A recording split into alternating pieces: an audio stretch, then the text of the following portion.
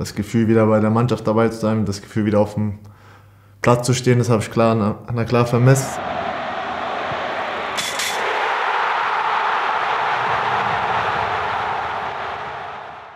Das letzte Spiel von Borussia Dortmund im alten Dreisamstadion war kein erfolgreiches. Mit 1:2 verliert der BVB beim SC Freiburg und damit begrüße ich euch alle recht herzlich zu unserem Spieltagsrückblick. Wir arbeiten diese Partie nochmal auf, haben heute mit Comebacker Emre Can uns nochmal unterhalten. Beginnen wollen wir aber mit zwei Spielern, die gestern von Beginn an auf dem Platz standen und für einen war es das Startelfdebüt beim BVB. Overall, we're disappointed that we lost this game, of course. But yeah, to play is a nice feeling. We had made a lot of chances and we didn't take them, and then they had two and took them well. So yeah, that's how the game works sometimes, and yeah, happened to us today. No, I think in few areas we didn't play a good game today, and we need to work on that. I think the Supercup had nothing to do with this. I got in off my own little dribble, and I should have caught the ball a bit better with my left foot, but the keeper saved it, and we carried on playing. And then I've had the header out that got off the post. So yeah. Unlucky, but could do better and just gutted really, but we look forward to next week. We need to keep going from this one, but it is extremely disappointed. It's only the second game. We're still getting used to the style of play. A couple of new players, so I think we played some good stuff at times, even though we didn't get the result. So in the grand scheme of things, it doesn't mean everything, but we are so disappointed and we'll have to bounce back next week. Durch die erste Saisonniederlage verpasst der BVB den saisonübergreifend 9. Bundesligasieg in Folge und somit einen neuen Vereinsrekord. Marco Rose, unser neuer Trainer, hat die Partie auf der Pressekonferenz folgendermaßen analysiert. Wir hätten natürlich gerne die Punkte mitgenommen, klar.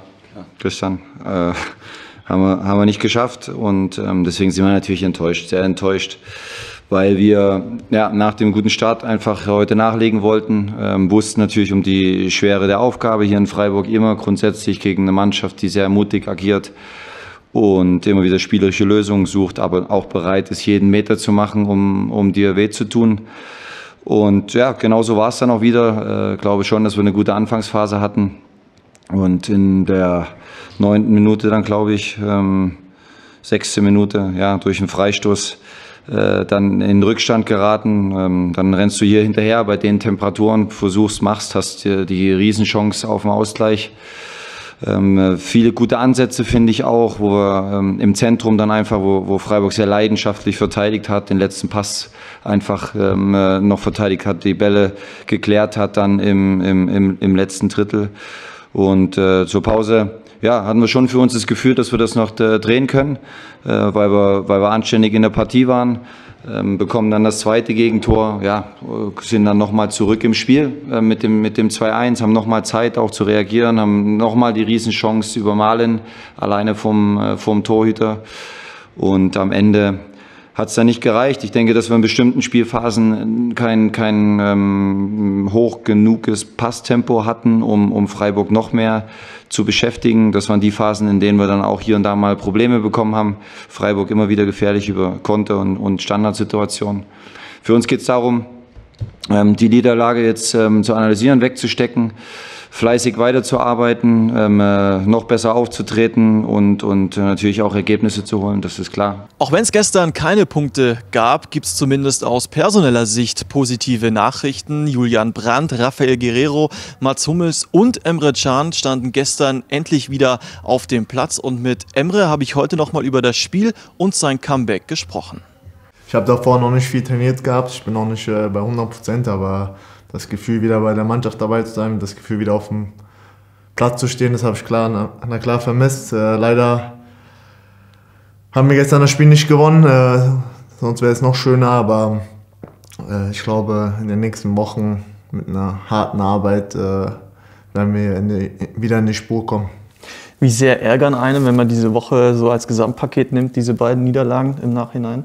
Ja klar, es ärgert immer jemanden, wenn man verliert, aber ich glaube, wir dürfen jetzt nicht alles schlecht reden. Und in Bayern, fand ich, haben wir ein gutes Spiel gemacht. Es war ein offenes Spiel, wir hatten viele Chancen und das Gute ist, man hat gesehen, dass wir auf Augenhöhe sein können mit denen. Und das war schön zu sehen von draußen. Und gegen Freiburg war das auch nicht das schlechteste Spiel von uns. Ich finde, Ich habe das Spiel so gesehen, dass wir viele Chancen hatten, vielleicht nicht 100%ige, aber an einem anderen Tag gehen die vielleicht rein. Und ja, aber trotzdem dürfen wir so Spiele normalerweise nicht verlieren. Das haben wir in der Vergangenheit sehr, sehr oft gesagt, aber man muss immer daraus lernen. Und ich glaube, wir sind in allen Statistiken vorne gewesen, aber nur das Ergebnis hat gestern nicht gestimmt und daran müssen wir arbeiten.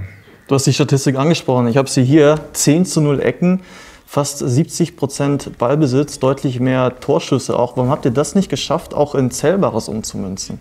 Ich finde einfach, wir haben genügend Chancen gehabt, an einem anderen Tag gehen die Bälle rein und gestern war es einfach so, dass wir die nicht gemacht haben. Aber es gut ist, dass wir die Chancen erarbeitet haben. Das ist auch schon mal was und wir müssen daran arbeiten, wir müssen das Glück erzwingen wieder, wir müssen im Training Gas geben und dann, klar, am Freitag geht es weiter und da wollen wir wieder einen Sieg holen. Christian Streich hat auf der Pressekonferenz nach dem Spiel gesagt, bis zu dieser ersten Trinkpause hatte er das Gefühl, dass wir seine Mannschaft auseinanderspielen. Ich habe dich da beobachtet, du hast viel mit Gio gesprochen. Nimm uns mal mit, wie hast du diese Phase erlebt? Ähnlich wie Christian Streich? Ja, das war schwierig. Ich glaube, wir wissen schon aus der Vergangenheit, dass es Freiburg ein unangenehmer Gegner ist. Ich finde, die machen das sehr, sehr gut gegen den Ball. Und klar, es hat in die Karten gespielt, dass sie früh getroffen haben und wir hatten viel Ballbesitz, wir hatten gute Chancen und auseinandergenommen würde ich nicht sagen, aber ich glaube, wir waren sehr dominant. Abschließend Mats, Rafa, Julian und du, 4 Spieler, die gestern ihre Comebacks wiedergegeben haben. Der Kader wird nach und nach wieder kompletter. Wie wichtig ist es, dass diese Spieler alle wieder zurückkommen, mit Blick auf die nächsten Wochen?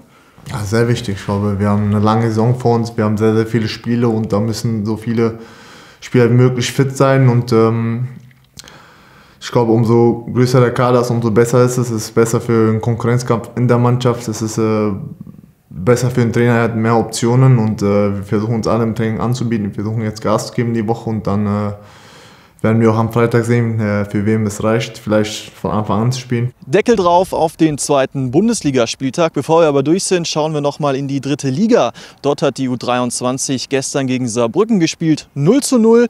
Damit bleibt das Team von Trainer Enno Maaßen weiterhin ungeschlagen. Ja, wir hätten das Spiel natürlich sehr, sehr gerne gewonnen. Ich glaube, die Möglichkeiten dafür waren durchaus vorhanden. Wir haben, glaube ich, 5 gute Möglichkeiten, wo ein Stück weit die Genauigkeit fehlt und auch die Entscheidung vielleicht nicht richtig ist. Das Schießen wir aufs Tor, wo wir vielleicht quer spielen können. Haben eine große Möglichkeit allerdings auch zugelassen, den Luca dann auch überragend hält. Aber insgesamt denke ich, jetzt nehmen wir den Punkt mit. Hätten das Spiel, wie gesagt, sehr, sehr gerne gewonnen. Aber wir haben einfach den Ball nicht ins Tor bekommen und deswegen müssen wir heute damit leben. Für die U23 geht es bereits am Mittwochabend in Osnabrück weiter. Auch auf die Profis wartet eine kurze Woche. Am Freitagabend eröffnet der BVB den 3. Bundesligaspieltag mit einem Heimspiel gegen die TSG Hoffenheim. Bis dahin, kommt gut durch die Woche. Tschüss aus Dortmund.